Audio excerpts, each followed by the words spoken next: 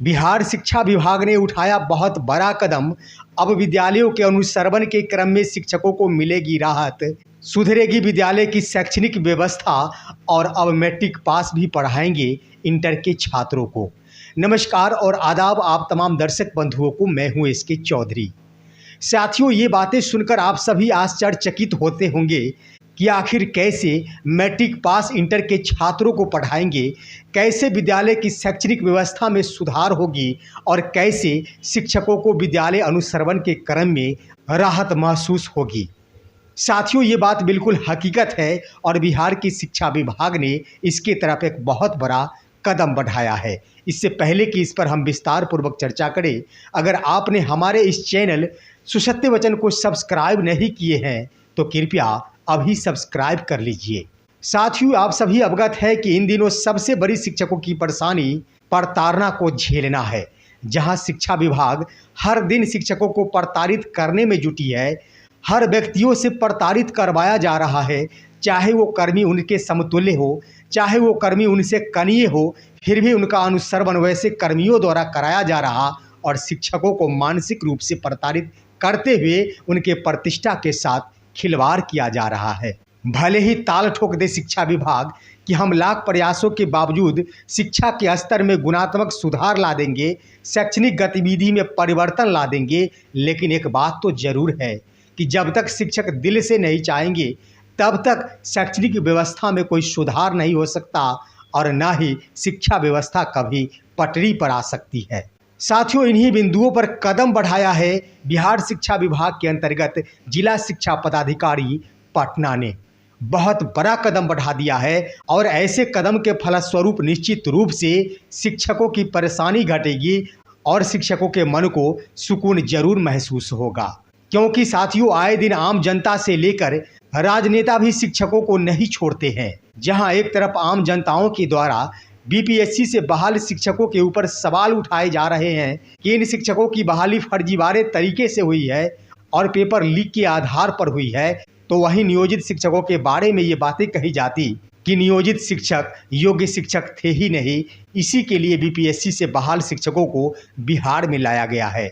लेकिन हकीकत ये है साथियों कि आज तमाम कोटियों के शिक्षक बिहार की शिक्षा व्यवस्था से परेशान है। ना तो उन्हें गर्मी की छुट्टी दी जा रही, ना तो उन्हें अन्य किसी प्रकार का अवकाश दिया जा रहा, लेकिन बाहर के लोग भले ही पर्दा उठाकर नहीं देखे हो, परेशानी तो हर शिक्षकों में व्याप्त है। साथियों, पटना जिले के जिला शिक्षा पदाधिकारी ने बहुत बड़ा कदम उठाया है, जिसके अनुसार तमाम शिक्षकों के मन को सुकून मिलेगी और उन्होंने सबसे बड़ा प्रावधान किया है कि अब विद्यालयों का अनुश्रवण या फिर निरीक्षण करने के क्रम में जो भी कर्मी विद्यालय के प्रांगण तक पहुंचेंगे, शिक्षकों की जांच करेंगे, शिक्षकों का अनुश्रवण करेंगे, वैसे तमाम कर्मियों को हर हाल में कक्षा 1 से लेकर 12 तक के यानी कक्षा 1 से लेकर 12वीं कक्षा तक के तमाम छात्रों की किताबों का अध्ययन करना अनिवार्य होगा।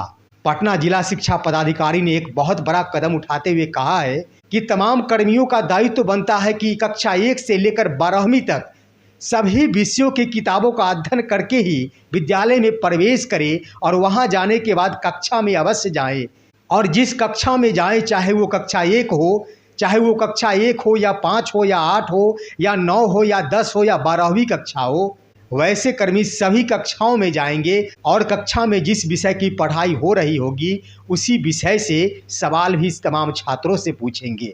जिला शिक्षा पदाधिकारी पटना का कहना है कि ऐसा करने से शिक्षक आखिर वर्ग कक्ष में क्या कुछ पढ़ा रहे हैं, इसका नतीजा सामने उभर कर आएगा और उनके द्वारा पढ़ाया गया विषय कितने अच्छे तरीकों से पढ़ाया जा रहा, ये भी खुलकर सामने आएगा। साथियों, कदम तो बहुत ही अच्छा उठाया गया है जिला शिक्षा पदाधिकारी पटना द्वारा।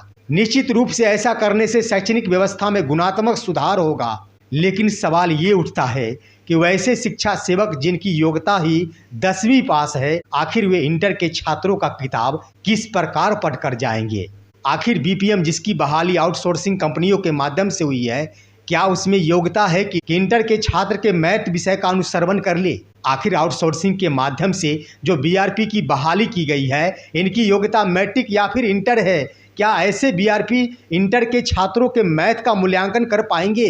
रास्ता तो यही रुकेगी साथियों, और निश्चित रूप से ऐसा होना भी चाहिए। अगर नौकरी करने का और विद्यालय का अनुश्रवण कराने का शौक है शिक्षा विभाग को, तो ऐसे कर्मियों को भी एक बार आजमा कर जरूर देखना चाहिए। जैसे उन्होंने नियोजित शिक्षकों की योग्यता पर सवाल उठाया था और इसके लिए सक्षमता परीक्षा को अनिवार्य बना दिया था, वैसे ही सवाल उठाए जाना चाहिए आउटसोर्सिंग के माध्यम से बहाल बीपीएम का, बीआरपी का या फिर अन्य कर्मियों का। बेचारे उस शिक्षा सेवक का क्या, वे तो मजबूरी में आकर विद्यालयों का अनुश्रवण करते हैं। उनका तो कहना है कि हम पैदल ही जाकर विद्यालयों का अनुश्रवण करते हैं, हमारे लिए गाड़ियों की व्यवस्था की जाए। उनका तो कहना है कि 2 घंटे ही विद्यालय संचालित होते हैं गर्मी के छुट्टी में, फिर भी हमसे 10 विद्यालय प्रतिदिन अनुश्रवण रिपोर्ट मांगा जाता है, जहां हम पैदल ही जाकर विद्यालयों का अनुश्रवण करते हैं। तो साथियों, सोचने वाली बात है कि अगर ऐसे ऐसे कर्मियों से शिक्षा विभाग के अपर मुख्य सचिव के पाठक ने विद्यालयों का अनुश्रवण कराना प्रारंभ किया है, तो निश्चित रूप से पटना जिला के जिला शिक्षा पदाधिकारियों द्वारा उठाया गया कदम बिल्कुल सराहनीय है। और ऐसे कर्मियों को निश्चित रूप से तमाम छात्रों के विषयों का पाठ पढ़कर विद्यालय में जाना चाहिए और वहां जाकर संबंधित विषय का सवाल भी पूछना चाहिए संबंधित छात्रों से। और हम तमाम शिक्षकों से भी कहना चाहेंगे कि अगर आपके विद्यालय में ऐसे कर्मी जाते हैं अनुश्रवण के लिए, तो उनको निश्चित रूप से कक्षा में बुलाकर संबंधित विषय से सवाल पूछवाएं छात्रों से। अगर शिक्षा सेवक या फिर बीआरपी या फिर बीपीएम संबंधित विषय का सवाल करने से इतराते हैं, तो आपके छात्रों द्वारा ही पूछ दिया जाना चाहिए वैसे निरीक्षणकर्ताओं से। अगर छात्र भी कतराते हैं, तो शिक्षक स्वयं संबंधित विषय का कोई ऐसे टॉपिक जो शिक्षकों को भी समझने में थोड़ी परेशानी हो रही है और जिसके कारण छात्रों को भी नुकसान हो रहा है, ऐसे टॉपिकों से संबंधित निश्चित रूप से सवाल किया जाना चाहिए वैसे निरीक्षणकर्ताओं द्वारा, जो प्रतिदिन विद्यालय खुलने से 10 मिनट पहले ही विद्यालय के गेट पर पहुंचे रहते हैं और उनके द्वारा तस्वीर खींचकर जिला शिक्षा कार्यालय को भेजी जाती है। साथियों, तमाम निरीक्षणकर्ताओं द्वारा अगर इन बिंदुओं को नहीं उठाया जाता है, अगर वे कक्षा 1 से लेकर 12वीं कक्षा के छात्रों के विषय से संबंधित ज्ञान नहीं रखते हैं, संबंधित पुस्तकों का अध्ययन नहीं कर पाते हैं, तो निश्चित रूप से ऐसे कर्मियों द्वारा विद्यालय का अनुश्रवण अविलंब छोड़ देना चाहिए, क्योंकि उनके द्वारा विद्यालयों का अनुश्रवण कराए जाने के कारण विद्यालयों की शैक्षणिक व्यवस्था, विद्यालयों का शैक्षणिक स्तर धरातल में समाती जा रही है और इसका बुरा प्रभाव तमाम छात्रों के ऊपर भी पड़ना शुरू हो गया है।